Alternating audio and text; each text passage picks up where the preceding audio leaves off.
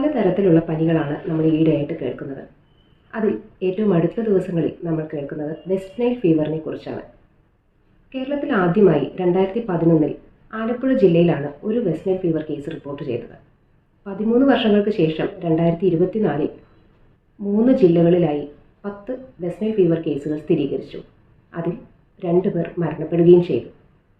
കാലാവസ്ഥാ വ്യതിയാനവും കൊതുകിൻ്റെ കടിയേൽക്കുന്നതുമാണ് രോഗകാരണമെങ്കിലും നാൾക്ക് നാൾ നമ്മുടെ രോഗപ്രതിരോധ ശേഷി കുറഞ്ഞു വരുന്നു എന്നതും ഒരു വസ്തുതയാണ്, അല്ലേ? അപ്പോൾ രോഗപ്രതിരോധ ശേഷിയെ മെച്ചപ്പെടുത്തുന്ന ചികിത്സാ സംവിധാനമാണ് നാം ഉപയോഗപ്പെടുത്തേണ്ടത്.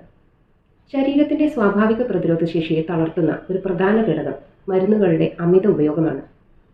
ഹോമിയോപ്പതി മരുന്നുകൾ വൈറസ് അല്ലെങ്കിൽ രോഗാണുവിൽ നേരിട്ട് പ്രവർത്തിക്കുകയല്ല ചെയ്യുന്നത്, മറിച്ച് ഒരു രോഗിയുടെ രോഗപ്രതിരോധ ശേഷിയെ ഉദ്ദീപിപ്പിച്ച് അതിലൂടെ ആരോഗ്യത്തെ മെച്ചപ്പെടുത്തി രോഗത്തെ കീഴ്പ്പെടുത്താൻ സഹായിക്കുകയാണ് ഹോമിയോപ്പതിയിൽ ചെയ്യുന്നത്.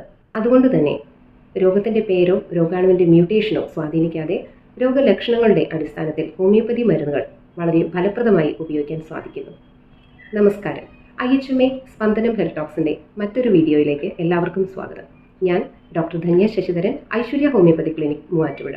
നേരത്തെ സൂചിപ്പിച്ച വെസ്റ്റ് നൈൽ ഫീവർ ഒരു വൈറൽ രോഗമാണ്. ദേശാടന പക്ഷികളിലും കുതിരകളിലും പെറ്റുപെരുകുന്ന ഈ വൈറസ് ക്യുലെക്സ് കൊതുകുകളിലൂടെയാണ് മനുഷ്യരിലേക്ക് എത്തുന്നത്. 80% ആളുകളിലും ഒരു ലക്ഷണവും ഉണ്ടാകാറില്ല.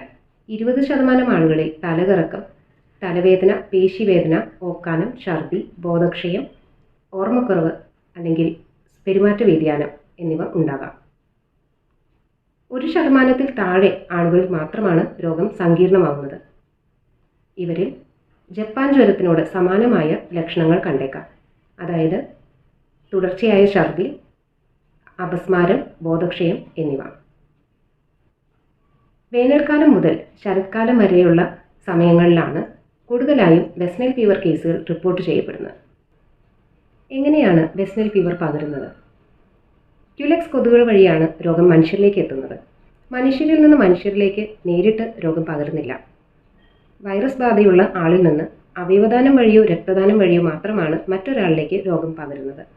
വൈറസ് ബാധയുള്ള ഗർഭിണിയിൽ നിന്ന് ഗർഭസ്ഥ ശിശുവിന് രോഗബാധയുണ്ടാകാം. എങ്ങനെയൊക്കെ നമുക്ക് വെസ്റ്റ് നൈൽ ഫീവറിനെ പ്രതിരോധിക്കാം? കൊതുക് വഴിയാണ് രോഗം പകരുന്നത് എന്നതുകൊണ്ട് തന്നെ കൊതുകടി ഏൽക്കാതെ ശ്രദ്ധിക്കുക എന്നതാണ് പ്രധാന പ്രതിരോധ മാർഗം.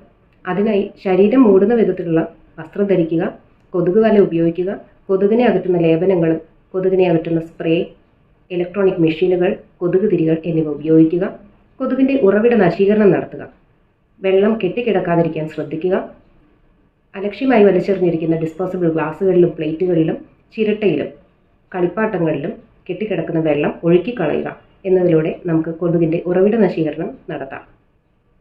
എന്തൊക്കെയാണ് വെസ്റ്റ് നൈൽ ഫീവറിൻ്റെ ചികിത്സകൾ? വെസ്റ്റ് നൈൽ ഫീവറിന് വാക്സിനൊന്നും ഇതുവരെ കണ്ടെത്തിയിട്ടില്ല. ലക്ഷണങ്ങൾക്കനുസരിച്ചുള്ള ചികിത്സയാണ് നൽകുന്നത്. സ്വയം ചികിത്സ രോഗം സങ്കീർണമാക്കും. അതുകൊണ്ട് തന്നെ രോഗലക്ഷണങ്ങൾ കണ്ടാൽ ഉടൻ തന്നെ ചികിത്സ തേടേണ്ടതാണ്. 1% ആളിൽ താഴെ മാത്രമാണ് രോഗം സങ്കീർണമാകുന്നത്. 60 വയസ്സിൽ മീതെയുള്ള ആളുകളിലും രോഗപ്രതിരോധ ശേഷി കുറഞ്ഞവരിലും മറ്റ് അസുഖങ്ങൾ, അതായത് പ്രമേഹം, രക്താതിസമ്മർദ്ദം, ക്യാൻസർ തുടങ്ങിയ അസുഖങ്ങളുള്ളവരിലുമാണ് പ്രധാനമായും സങ്കീർണതയിലേക്ക് പോകുന്നത്. എന്തൊക്കെയാണ് ശ്രദ്ധിക്കേണ്ട ലക്ഷണങ്ങൾ? തുടർച്ചയായ പനി, ഛർദി, ബോധക്ഷയം, അപസ്മാരം എന്നീ ലക്ഷണങ്ങൾ കണ്ടാൽ രോഗിയെ ഉടൻ തന്നെ ആശുപത്രിയിലേക്ക് എത്തിക്കേണ്ടതാണ്.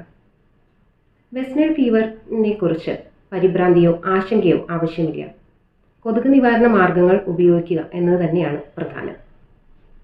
ഈ അറിവ് നിങ്ങൾക്ക് ഉപകാരപ്രദമായി തോന്നുന്നെങ്കിൽ മറ്റുള്ളവരിലേക്ക് ഷെയർ ചെയ്യുക. നന്ദി, നമസ്കാരം.